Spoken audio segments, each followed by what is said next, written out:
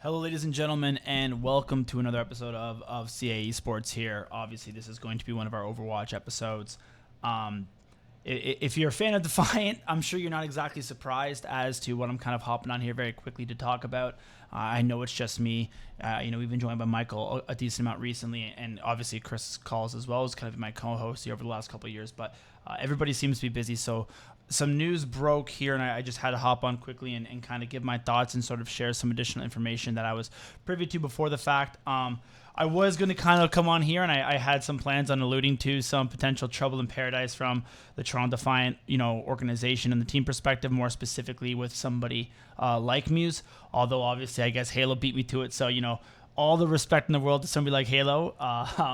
The UK time zone difference came into play once again, so respect to his leak, and he was able to get there first. So. For those of you who don't know, obviously, I'll talk about Halo's sort of, article in just a moment.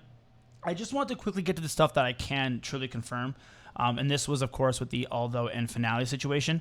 I know people were pretty surprised, myself included, to see Aldo start last weekend versus the Dallas Fuel as well as the Boston Uprising game, especially since, they'd been playing quite a bit with Finale, and people were really unsure about Aldo, mostly also because of the fact that he was, supposed to have visa issues and currently was in Korea. So people were suggesting, is he playing on ping?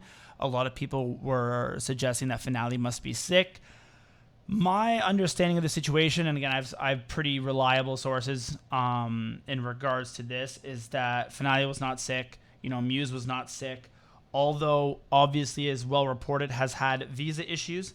So what happened was that he actually moved to Texas fairly recently, obviously to allow him more scrim and game time. And the decision to bring Aldo in over Finale was not because Finale was sick.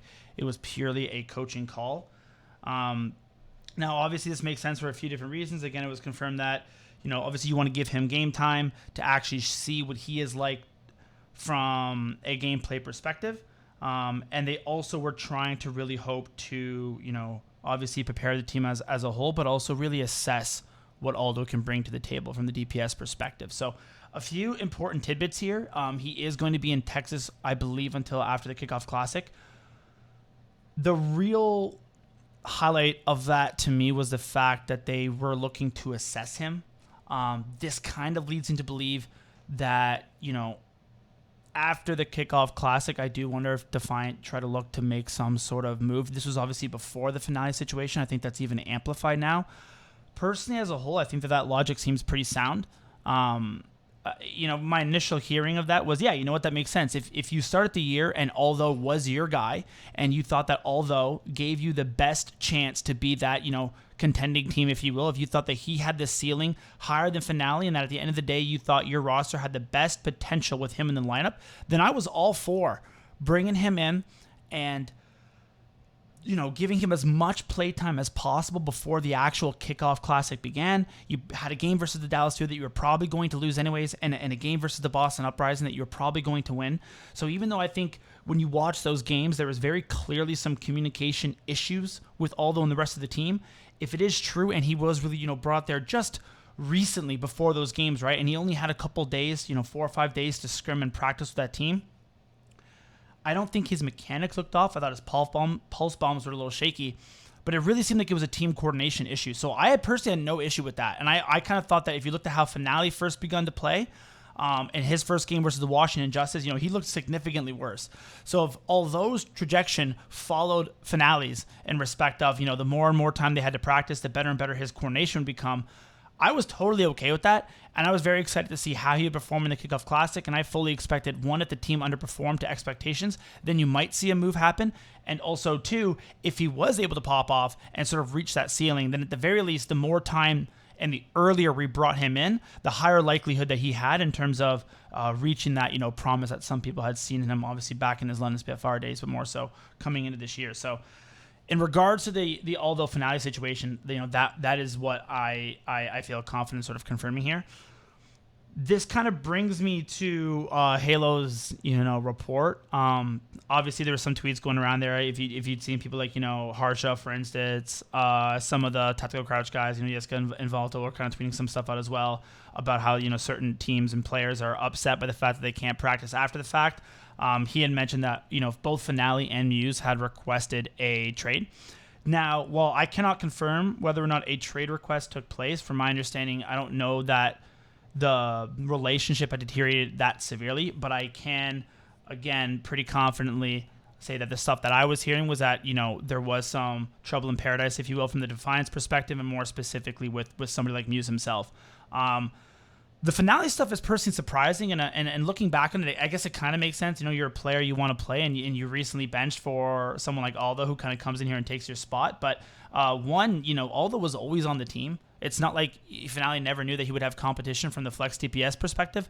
And also, too, it's not like he was playing so phenomenally that it's ludicrous for them to take him out. I think that his play got a little bit overrated, to be honest. I think if you look at that Washington game, he debatably was the sole reason they lost. And then if you look at, yes, he did perform better versus Houston.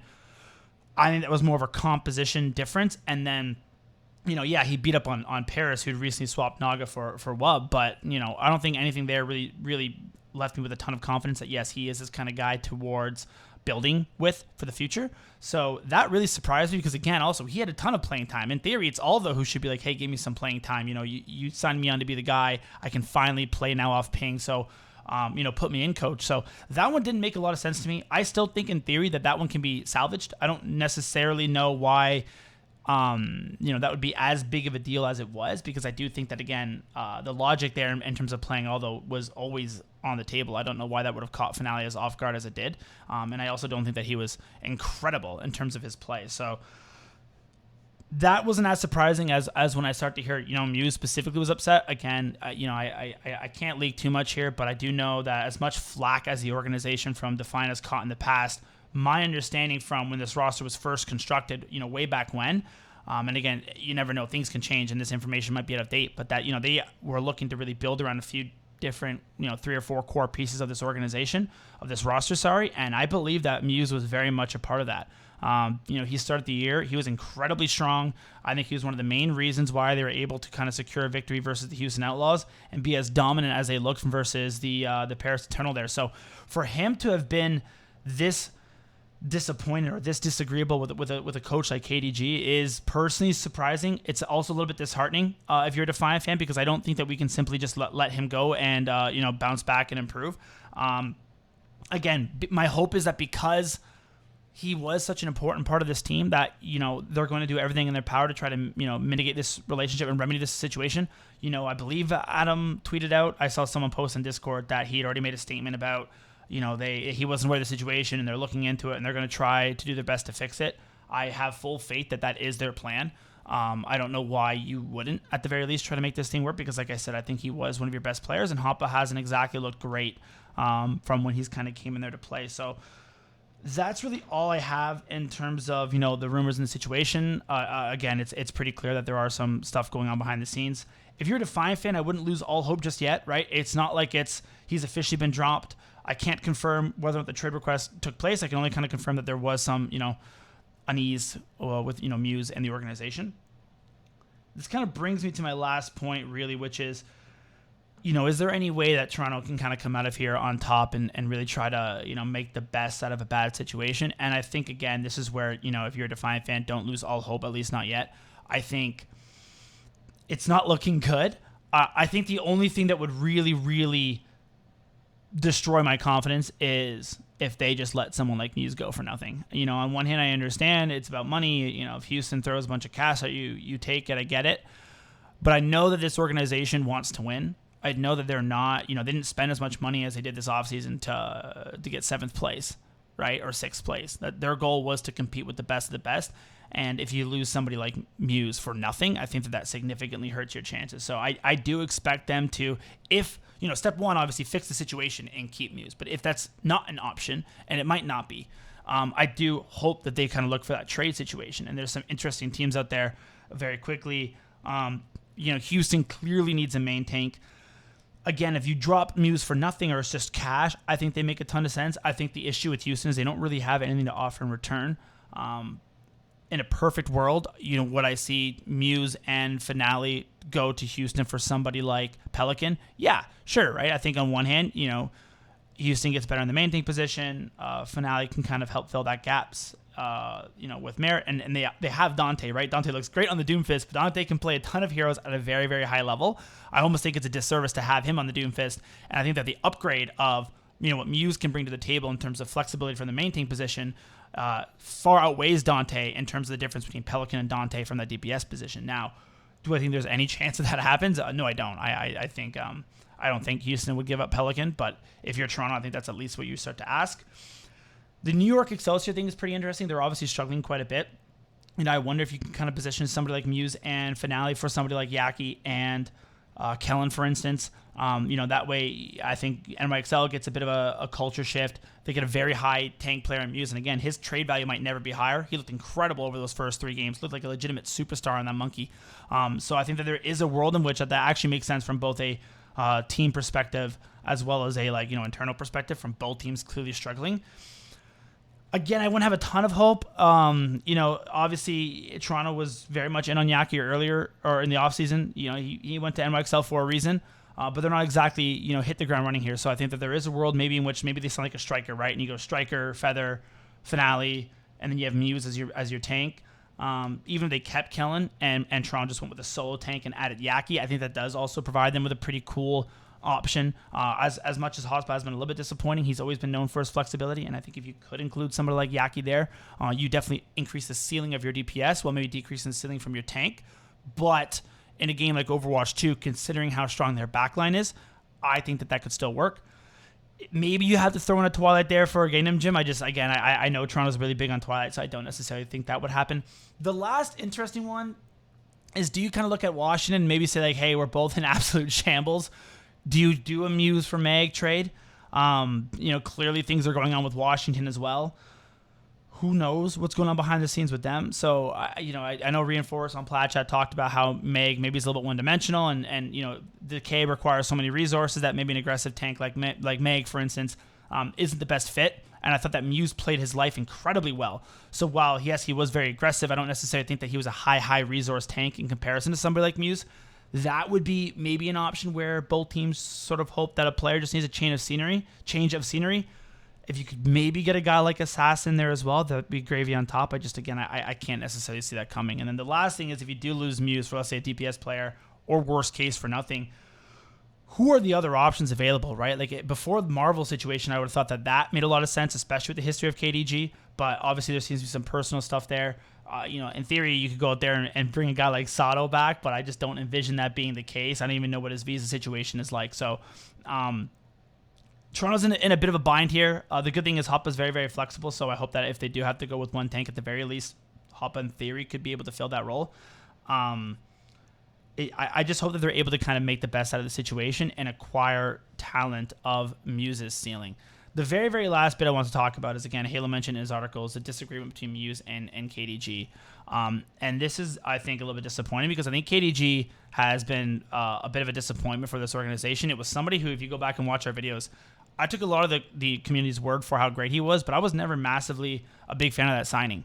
I thought he was disappointing in Seoul. I thought that roster never reached their potential. I think he got a lot of credit for Philadelphia and the success that they had. But I looked at that team on paper and I thought they debatably underperformed, right? That team had Sato and Fury and Carpe and Hisu and Ivy and EQO and Funny Astro and Alarm.